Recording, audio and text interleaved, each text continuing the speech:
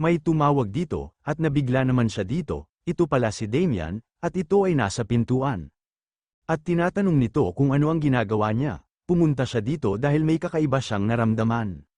Mukhang may kainahinala dito, napakagat ito sa kanyang ngipin at sa isip-isip nito na ang magic niya ay dapat ang nagpatulog sa lahat. Bakit hindi siya naapektuhan, hindi niya man lang na-detect ang presensya niya hanggang sa lumapit siya ng ganito. Bigla na lang ito umatake, at nagpakawala ito ng mapanirang kapangyarihan. Nakatakbo agad si Damian, at nakagawa ito ng malakas na pagsabog. Napapamura at tinatanong nito kung sino siya, sinasabi ni Damian na yan ang tanong niya. Bahay niya ito, hindi niya ba alam, sinasabi ng kalaban nito na siya kaya si Damian Haxen. Sinasabi ni Damian na oo, sabihin niya sa kanya ngayon. Kung sino siya, at kung ano ang ginawa niya sa kanyang kapatid.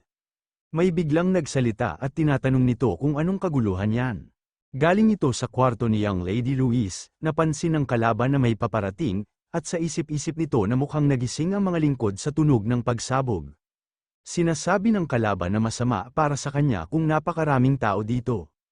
Hindi ito makakatulong, bigla na lang ito naglaho at dumaan sa bintana, sumisigaw at hinabol ito ni Damian at sinasabi nito na huminto siya. Sa hindi inaasahan, nakalayo na ito, at napapatanong si Damian kung nakatakas ba siya. Napalingon nito sa kanyang gilid, at bigla itong kinapitan ng isang shadow. At sa isip-isip nito na ang enerhiya na ito, may sumisigaw at sinasabi nito na masama ito. At napapatanong ito kung ano na ang gagawin nila, at batid ng isa na ang mahal na kabayo ay patay na. Paano ito ipaliliwanag sa Viscount? Magagalit siya. Isang sakuna ito, ayos lang naman siya kahapon, napahawak naman ng isang lalaki sa kanyang batok, at sinasabi nito na hindi niya din alam kung anong nangyari. Frustrated din siya, biglang naman nagulat ang dalawa nung bigla nagsalita si Damian, at sinasabi nito na meron siyang masamang pakiramdam dito. At biglang napasigaw ang dalawa at binabanggit nito ang kanilang young master. Hinawakan ni Damian ang dalawa at sinasabi nito na hindi na kailangang magpanik. Nandito lang siya para kumpirmahin ang isang bagay. Hindi papanagutin ng sinuman, pahiram lang sa kanya ng kwarto. Nagtataka naman ang dalawa, lumapit si Damian sa kabayo, at hinawakan niya ito. At sa isip-isip nito na ang landas ng enerhiyang nawala sa kanya kagabi. Dinala siya sa kwadra, kung saan ang isang kabayo ang patay. Walang duda tungkol dito, ito ang eerie energy, siguradong dark mana ito. Ibig sabihin, dark mage ang lalaking ito, parang hindi pa alam ng pamilya niya.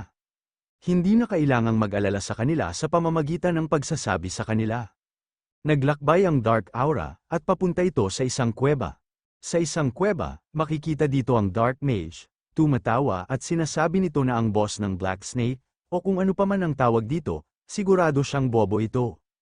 Inipon niya talaga ang lahat ng hinihingi niya, sinabi niya sa kanya na ito ay para sa isang sumpa, ngunit iyon ay isang kasinungalingan. Sa lahat ng mga materyales na ito, hindi siya kakapusin sa kanyang mga eksperimento anumang oras sa lalong madaling panahon.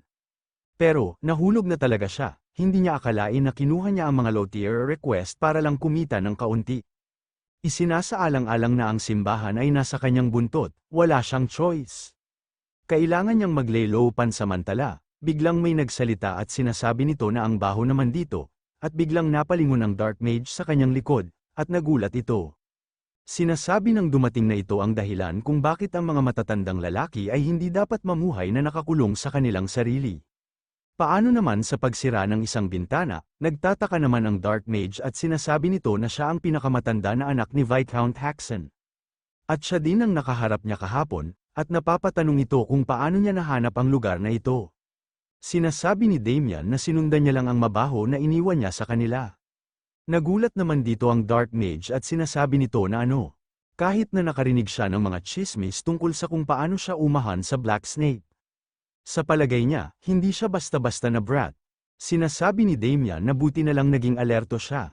Siguro siya ang kinuha ng Black Snake, sinasabi ng Dark Mage na oo. Gusto nilang saktan niya ang pamilya niya hanggat maaari. Sinasabi ni Damian na ito ay kahabag-habag, yan ang uri ng trabaho niya, at ngayon halos mamatay na siya para dito. Biglang nagalit ang Dark Mage sa sinabi ni Damian at sinasabi nito na nakakatawa siya. Kung huhulihin at papahirapan niya siya, gagawin niya siyang pet at magpapasaya sa kanya. Sinasabi ni Damian na sorry, pero hindi yan mangyayari. Naiintindihan niya ba? Ipinangako niya sa kanyang sarili na sa buhay na ito, hindi siya papatay ng kahit na sino, maliban kung kailangan niya talaga. Pero, may isang exception, at ang exception na yon ay ang maruming Dark Mage na tulad niya. Nagtataka naman ang Dark Mage at sinasabi nito na alam niya rin yan. Sigurado siya na hindi siya ordinaryong punk, umatake na ito at sumisigaw at sinasabi nito na pag nakatakas siya, siya ang mahihirapan. Mamatay na siya, sumugod na din si Damian at mabilis nitong iniiwasan ang mga pag-atake ng Dark Mage. Nagtataka naman ang Dark Mage na mabilis ito nakarating sa kanya. At may sasabihin pa sana ito, kaso inatake na agad siya ni Damian. Mawawala na sana ito ng malay, pero bigla itong damilat, at bigla napalitan ang kanyang katawan ng Dark Aura, at nakangiting na parang nakakaloko. Nagulat naman dito si Damian at sa isip-isip nito na muling bumubuo ang kanyang katawan.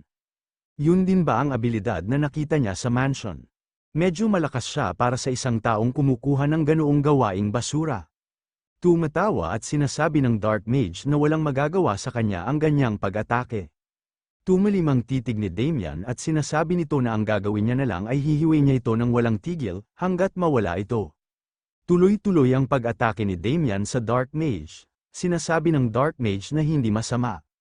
Parang lumilipad ang pangalan niya kani-kanina lang na may dahilan. Ngunit gayunpaman, sa sandaling pumasok siya dito sa kanyang sariling kalooban, patay na siya. Nahawakan si Damian sa kanyang braso, at maraming lumabas na mga halimaw, at pinalibutan ito.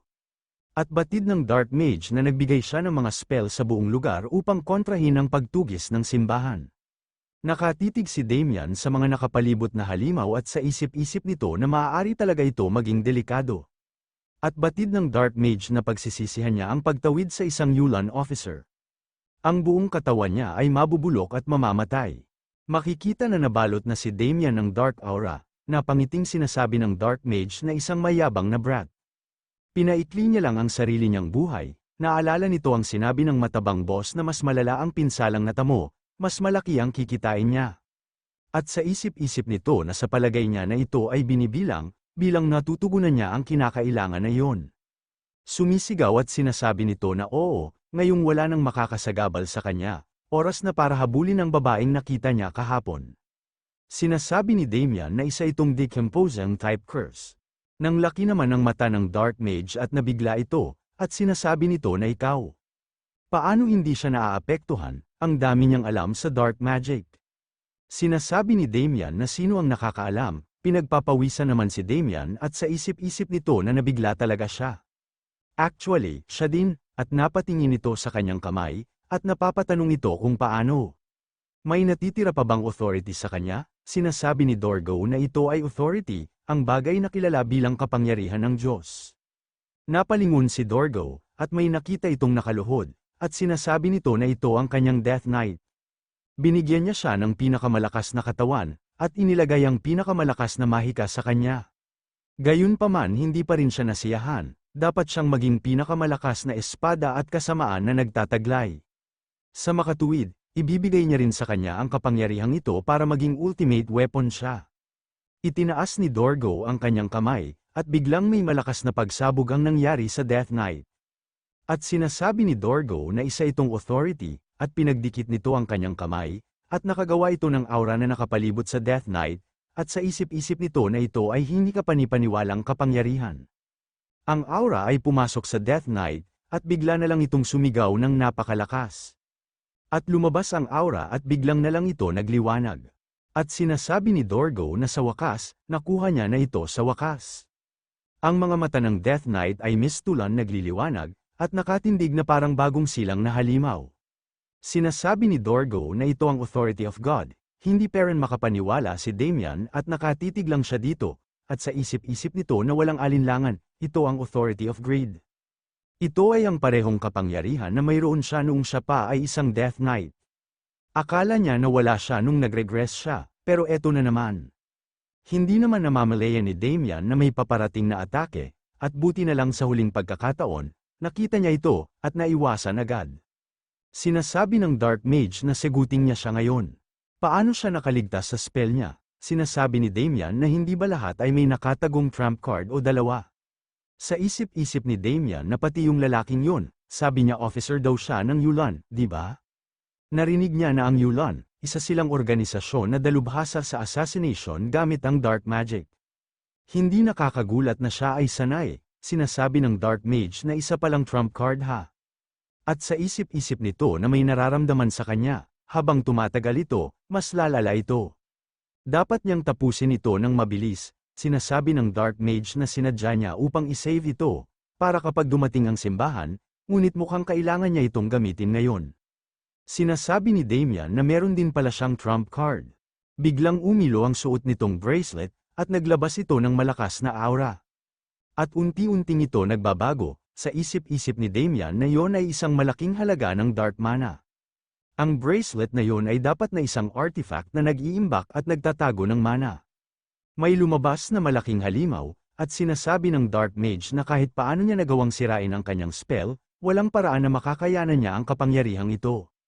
Umatake na ang dark mage at sinasabi nito na masunog siya at mamatay sa impyerno. Pinakawala niya na ito, at nakangiting sa isip-isip nito na tapos na. Siya ay tinamaan ng apoy ng impyerno na nagniningas magpakailanman, kahit sa kamatayan. Biglang nagsalita si Damian at sinasabi nito na may mali talaga siyang naintindihan.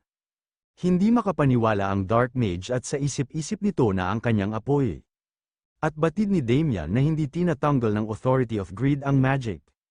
Nakatayo lang si Damian at nagkaroon nito ng aura, at ito ay pinapalabas niya na parang sa kanya, at sinasabi nito na naabsorb niya ang dark mana. Sumisigaw at sinasabi ng dark mage na isang authority. Paano nagkaroon ng katulad niya ng kapangyarihan? Naghahanda na si Damian na umatake at sinasabi nito na wala na siyang pakialam doon. Isipin niya na lang na mayroon siyang magandang gear sa katawan. Napakagat sa ngipin si Damian at sa isip-isip nito na iniinis siya ng bugok na ito. At kailangan niya pang gamitin ang kapangyarihan na ibinigay sa kanya ng pinakamasamang kaaway niya. Para patayin ang lalaking nakatayo sa harap niya ngayon. Wala siyang pagpipilian kundi gamitin ang kanyang Death Knight techniques. Ito ang Aura Blade, yan ay isang sword technique na sinasabing magagamit lamang ng mga nakarating sa realm ng Swordmaster. Paano kaya siya? Nakaramdam naman ng takot ang Dark Mage at sinasabi nito na sandali lang, hinigpitan na ni Damian ang hawak nitong espada at umatake na ito, at ginamit nito ang Soul Severing Slash, tinamaan na ang Dark Mage, at tinamaan na nito ang kanyang katawan at kaluluwa. Sa sobra lakas nito, meron pang mga kidlat na lumalabas sa paligid, hanggang sa mga pader umabot pa ito, at nahuhulog ang mga malalaking mga bato, at napatitig na lang dito si Damian ang matalim.